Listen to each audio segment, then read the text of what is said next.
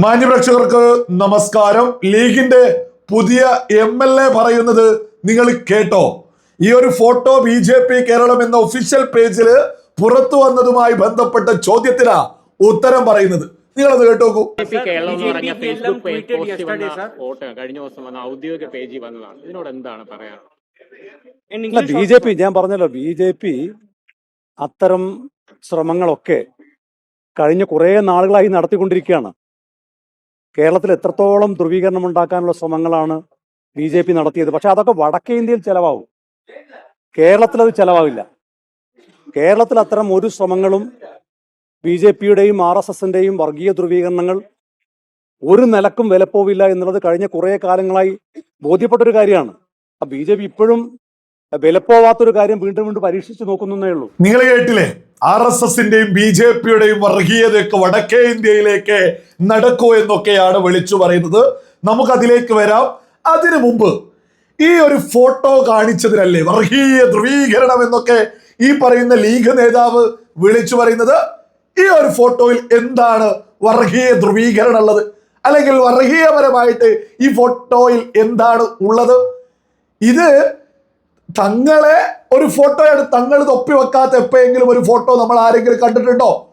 യഥാർത്ഥത്തിൽ ലീഗ് എന്ന രാഷ്ട്രീയ പാർട്ടിയുടെ നേതാവിന്റെ ഫോട്ടോ വെച്ച് ഹൈക്കമാൻഡ് എന്ന് എഴുതിയതിൽ എന്ത് വർഗീയതയുള്ളത്? യഥാർത്ഥത്തിൽ ഈ തൊപ്പി വെച്ചൊരു ഫോട്ടോ വെച്ചതാണെങ്കിൽ തൊപ്പി വെക്കാത്ത മറ്റേതെങ്കിലും ഒരാളെ ലീഗിന്റെ സംസ്ഥാന പ്രസിഡന്റ് ആക്കൂ. BJP അതിനനുസരിച്ച് ആ ഫോട്ടോ വെച്ചോളൂ. അതല്ലേ നമ്മൾ തിരിച്ചറിയേണ്ടത്? സകല മലയാളികളും തിരിച്ചറിയേണ്ടത് ഇതല്ലേ? ലീഗിനെ രാഷ്ട്രീയമായിട്ടൊരു പാർട്ടി വിമർശിക്കുമ്പോ അത് വർഗീയതയോ എന്ന് പറയുന്നത് എന്തിന്റെ അടിസ്ഥാനത്തിലാ? പിന്നെ ലീഗാണ് ഹൈക്കമാൻഡ് എന്നും കോൺഗ്രസ് ലോ കമാൻഡ് ആണ് എന്നുള്ളതൊക്കെ കേരള ജനത ഒന്നടങ്കം തിരിച്ചറിഞ്ഞ്. അപ്പൊ ലീഗ് ഹൈക്കമാൻഡ് എന്ന് പറയുന്നതിൽ എന്ത് വർഗീയതയുള്ളത്? ലീഗ് നേതാവ് പാണക്കാട് തങ്ങളുടെ ഫോട്ടോ അല്ലാതെ പിന്നെ ആരുടേത് വെക്കൂ? തങ്ങൾ രാഷ്ട്രീയ പ്രവർത്തനത്തിന് ഒരു പാർട്ടിയുടെ പ്രസിഡന്റ് ആവുമ്പോ സ്വാഭാവികമായിട്ടും അത് CPM ആണെങ്കിലും CPI ആണെങ്കിലും അത് BJP ആണെങ്കിലും ശക്തമായ വിയോജിപ്പുകളും പ്രതിഷേധങ്ങളും ഒക്കെ ഉണ്ടാവും. അതൊന്നും സഹിക്കാൻ സാധിക്കൂലേ? അങ്ങനെ എന്തെങ്കിലും പറയുമ്പോഴേക്ക് വർഗീയതയോ എന്ന് ലീഗിന് വിളിച്ചു പറയാൻ നാടല്ലേ? പിന്നെ ഈ ലീഗ് നേതാവ് വിളിച്ചു പറഞ്ഞത് കേട്ടില്ലേ? വടക്കേ ഇന്ത്യയിൽ നടക്കും BJPയുടെയും RSSന്റെയും ഒക്കെ വർഗീയത.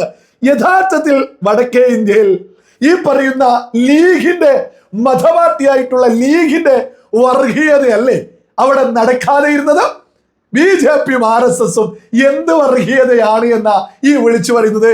രാജ്യം അടക്കി ഭരിക്കുന്നത് RSSും BJPയാ. ഒരു തർക്കമില്ലാത്ത വിഷയ.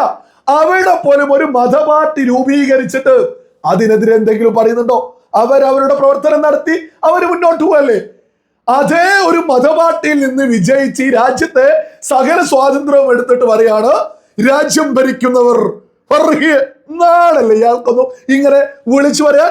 യഥാർത്ഥത്തിൽ പ്രത്യേകിച്ച് എടുത്തു പറയണോ, നമ്മുടെ കേരളത്തെക്കാൾ ജനസംഖ്യയുള്ള മുസ്ലിങ്ങൾ മാത്രം, നമ്മുടെ കേരളത്തിലെ ജനസംഖ്യയേക്കാൾ അധികം മുസ്ലിങ്ങൾ മാത്രമുള്ള ഉത്തർപ്രദേശില് ഈ പറയുന്ന ലീഗിന് കെട്ടിവെച്ച ക്യാഷ് കിട്ടൂല. അവിടുത്തെ ഉത്തർപ്രദേശിലെ മുസ്ലിങ്ങൾ കറിവേപ്പില പോലെ എടുത്ത് വേസ്റ്റ് കൊട്ടയിലേക്ക് ഒന്നിനും കൊള്ളാത്ത ഒരു പാർട്ടിയായിട്ടാണ്. അതായത് ഈ ലീഗിന്റെ വർഗീയതയെ ഉത്തർപ്രദേശിലെ മുസ്ലിങ്ങൾ എടുത്ത് ആച്ചിലെറിഞ്ഞതാ. രാജ്യത്തെ ബഹുഭൂരിപക്ഷം മുസ്ലിങ്ങൾ ഈ വർഗീയ മതപാർട്ടിയായിട്ടുള്ള മുസ്ലിം ലീഗിനെ വലിച്ചു കുപ്പത്തൊട്ടിയിലേക്ക് എറിഞ്ഞതാ. ഒരു തർക്കമില്ലാത്ത വിഷയ.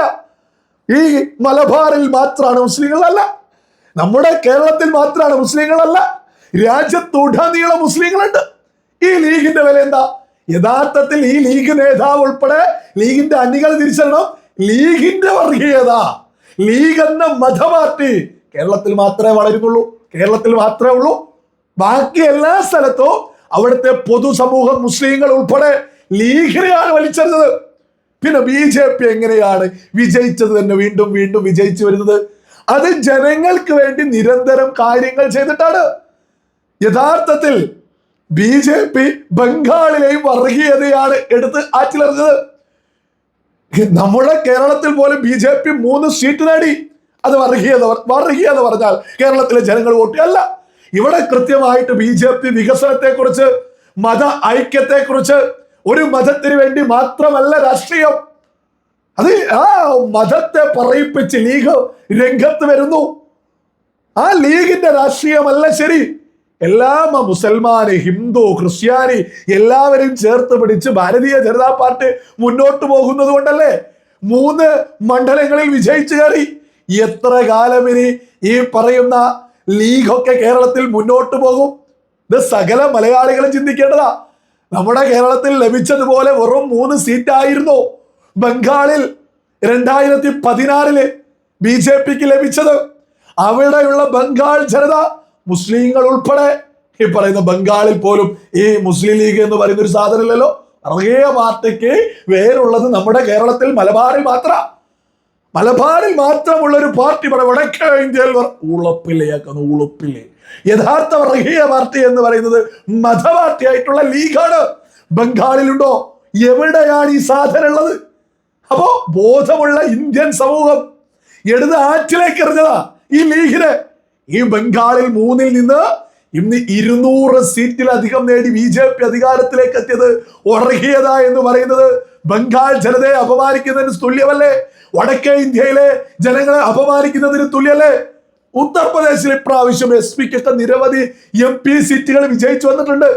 എന്തു പറഞ്ഞാലും ഉത്തർപ്രദേശ്, വടക്കേ ഇന്ത്യ തോന്നിയത് പറഞ്ഞിട്ട് ഇവര് മാത്രം വലിയ കുണാണ്ടർമാര്. ഈ ലീഗിന്റെ ഒരു നേതാവിന് എങ്ങനെയാ ഇതൊരു മതേതര പാർട്ടി? എന്നിട്ട് അത് കേട്ടിട്ട് എങ്ങനെയാ ഇവിടെയുള്ള മാധ്യമങ്ങൾ അത് വാർത്ത ചെയ്യുന്നത്? യഥാർത്ഥത്തിൽ പച്ച അറിയാതെ ഉയർത്തിപ്പിടിക്കുന്നത് ലീഗല്ലേ? ലീഗ് മതേതര പാർട്ടിയാണെന്ന് പറഞ്ഞിട്ട് അതിന് കൈയടിക്കാൻ ബോധമുള്ള ഏതെങ്കിലും ഒരു മനുഷ്യന് സാധിക്കുമോ? ഈ വർഗീയ പാർട്ടിയൊക്കെ ചരിത്രത്തിന്റെ ചവറ്റുകൊട്ടയിലേക്ക് ഇന്നല്ലെങ്കിൽ നാളെ എത്തോ. കേരളം ഭാരതീയ ജനതാ പാർട്ടി ഭരിക്കും, ഒരു തർക്കമില്ലാത്ത വിഷയമാണ്. അന്നും ഇയാളൊക്കെ വർഗീയതയോ എന്ന് പറഞ്ഞു ഉത്തരിക്കലുണ്ട്. ഈ വർഗീയ പാർട്ടിയോ വർഗീയ സംവിധാനമൊന്നോ അധിക കാലം മുന്നോട്ട് പോകില്ല. ലീഗ് ഒരു മതപാർട്ടിയാണ്. ലീഗ് സമുദായത്തിന് വേണ്ടിയാണ് നിലകൊള്ളുന്നത് ഉളുപ്പില്ലാതെ പച്ച വർഗീയത പറയുന്ന ഒരു പാർട്ടിയാ. അതൊരു മുസൽമാൻ ഉൾക്കൊള്ളാൻ സാധിക്കുന്ന ഒരു കാര്യമല്ല. ഈ ഇന്ത്യയിൽ ജീവിക്കുന്ന, രാജ്യത്തോട് ചേർന്ന് നിൽക്കുന്ന ഒരു മുസൽമാനും ലീഗിനോട് അനുകൂലിക്കാൻ സാധിക്കില്ല. സമുദായത്തിന് വേണ്ടി ഇവിടെ ഒരു പാർട്ടി വേണ്ട. ഇവിടെ മനുഷ്യർക്ക് വേണ്ടി, ഇവിടെ എല്ലാവരെയും ഉൾക്കൊള്ളുന്ന ഒരു പാർട്ടികളാണ് വേണ്ടത്. എല്ലാവരെയും ഉൾക്കൊള്ളുന്ന പാർട്ടികളെ അല്ലേ ബോധമുള്ള സമൂഹം, മനുഷ്യത്വം ഉയർത്തിപ്പിടിക്കുന്ന സകലരും ചേർത്ത് പിടിക്കുക. ഈ ലീഗ് എന്ന പാർട്ടിയെ കേരളത്തിലെയും മുസ്ലിങ്ങൾ ഇന്നല്ലെങ്കിൽ നാളെ തള്ളിക്കളയും. ബോധം വെക്കുന്നതിനനുസരിച്ച് ഈ ലീഗ് എന്ന പാർട്ടിയെ ഒരു മതപാർട്ടി, നാടിന് അപകടമാണ്, നാടിനാപത്താണ് എന്നുള്ളത് കേരളത്തിലെയും സമുദായവുമായി ബന്ധപ്പെട്ടുള്ള ആളുകൾ കൃത്യമായിട്ട് തിരിച്ചു. ഇവിടെ യഥാർത്ഥത്തിൽ കോൺഗ്രസിനെ പോലും ഒരു വർഗീയ പാർട്ടി എന്ന ലേബലിലേക്ക് എത്തിക്കുന്നത് ഈ പറയുന്ന മുസ്ലിം ലീഗാണ്. ഈ കോൺഗ്രസ് വർഗീയ പാർട്ടിയാണ് എന്ന് രാജ്യം മൊത്തം പ്രചരണം നടക്കുന്നത് ഈ ലീഗ് ഉണ്ടായതുകൊണ്ടാണ് പ്രധാനമായിട്ടും. അതിപ്പോ ഈ ലീഗുകാർക്കറിയില്ല. ലീഗിന്റെ ആളുകൾ ഇവിടെ വലിയ സംഭവമായിട്ട് അവർ വലിയ ആ മതേതരത്തൊക്കെ പറഞ്ഞ് കൈയടിക്കുന്ന ആളുകളൊക്കെ യഥാർത്ഥത്തിൽ ഒന്നുകിൽ വർഗീയവാദികളോ അല്ലെങ്കിൽ വർഗീയവാദികളെ പ്രേരിപ്പിച്ച് എന്തെങ്കിലും നേട്ടം കൊയ്യാൻ നടക്കുന്നവരോ ആണ് എന്നുള്ളതിൽ ഒരു തർക്കവും ആർക്കും തന്നെ വേണ്ട. പുതുതലമുറയെന്നും ഈ മതപാർട്ടിയെയും ഈ മതപാർട്ടിയായിട്ടുള്ള ലീഗിനെ വളരെ പെട്ടെന്ന് തന്നെ ചവറ്റുകൊട്ടയിലേക്ക് വലിച്ചെറിയും എന്നുള്ളതിൽ ഒരു തർക്കവും ആർക്കും വേണ്ട.